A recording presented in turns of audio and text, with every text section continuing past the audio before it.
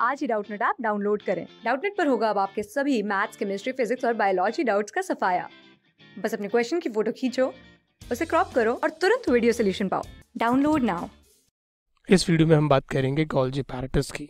देखो, जैसे हमें पता है गोल्गी apparatus इंक्लूड करता है सेल ऑर्गेनल को, और ये कंसिस्ट करता है इसके डिफरेंट स्ट्रक्चर्स के अंदर और उसके डिफरेंट एक्टिविटीज़ के अंदर।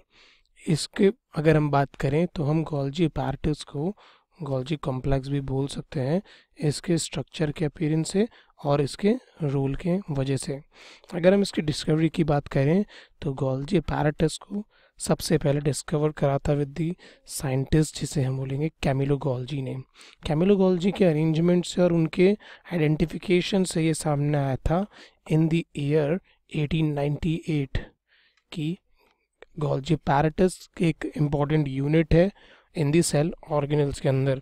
इसके साथ साथ अगर हम बात करें इसके अपीयरेंस की तो हम बोल सकते हैं ये प्रेजेंट होता है इन ऑल यूकैरियोट्स के अंदर, क्योंकि इसका जो कंपोनेंट नेचर है वो डिफरेंट एक्टिविटीज़ परफॉर्म करता है सिर्फ यूकैरियोटिक ऑर्गेनिजम्स के अंदर।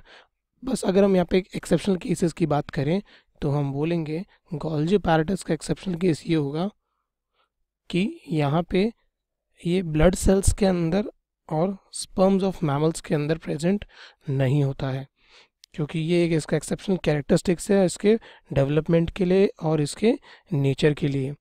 इसके बाद अगर हम बात करें इसके प्रोकैरियोट्स नेचर के तो हम बोलेंगे प्रोकैरियोट्स के अंदर ये एब्सेंट रहता है, क्योंकि हम जानते हैं प्रोकैरियोट्स इंक्लूड करते हैं हमारे बैक्टीरिया की क्लास को। इसके साथ साथ जैसे हम बोल सकते हैं ब्लू ग्रीन एल्गेज को, वहाँ पे जो गोल्गी apparatus का नेचर है और कंसिस्ट नहीं हो पाता इसके फंक्शन अकॉर्डिंग, तो हम बोलेंगे यहाँ पे ये एब्सेंट रहता है। इसके बाद अगर हम बात करें इसके ओरिजिन की तो हम बोल सकते हैं गोल्गी apparatus का जो ओरिजिन हुआ था यह हम बोल सकते हैं इसको फर्स्ट टाइम ऑब्जर्व करा गया था with the rough endoplasmic reticulum के अंदर। देखो, अब हम बात करते हैं RER की।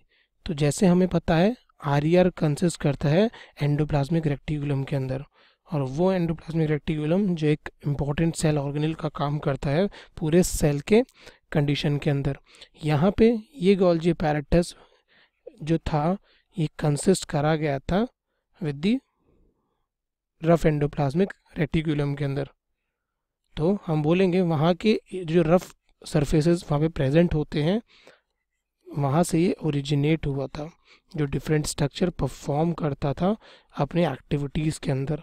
और रफ एंडोप्लाज्मिक रेटिकुलम की हमें पता है उसकी रफ अपीयरेंस हमने देखी थी पहले वाले वीडियोस के अंदर। ये RER क्या करता है, अपनी लॉस्ट कर देता है राइबोसोम की एक्टिविटी को। देखो, राइबोसोम्स के बारे में हमने पता था कि राइबोसोम्स एक प्रोटीन सिंथेसिस की साइट है।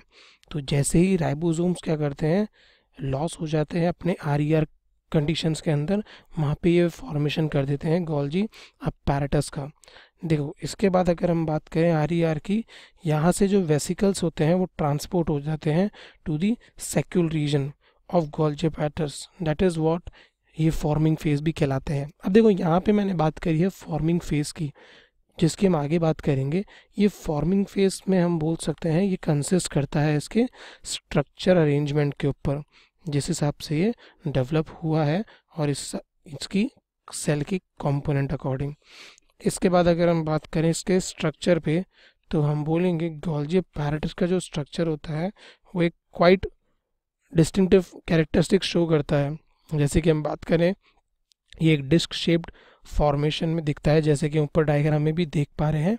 इसके बाद यहाँ पे जो मेम्ब्रेन सिस्टम होती है वो कंसिस्ट करती है, तो इसीलिए हम बोलेंगे ये एक मेम्ब्रेन बाउंड वेसिकल है, क्योंकि ये मेम्ब्रेन जो है हमने पहले पढ़ा था ये कंसिस्ट करती है द प्रोटेक्टिंग लेयर का।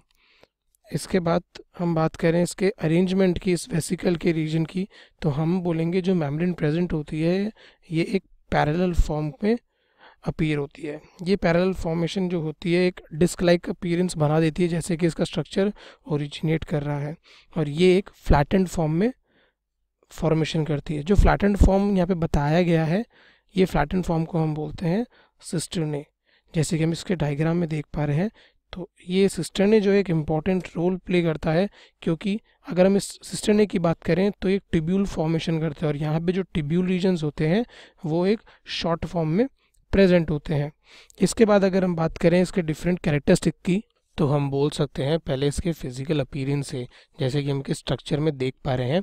तो अभी हम यह बात करेंगे इसके स्ट्रक्चर की, तो हम बोल सकते हैं जो गोल्जी apparatus है ये 2 फेजेस शो करता है, या हम बोल सकते हैं ये कंसिडर करता है 2 पोल्स के रीजन को, जो हम बोल सकते हैं पहला वाला जो कहलाता है वो कहलाता है हमारा सिस फेज।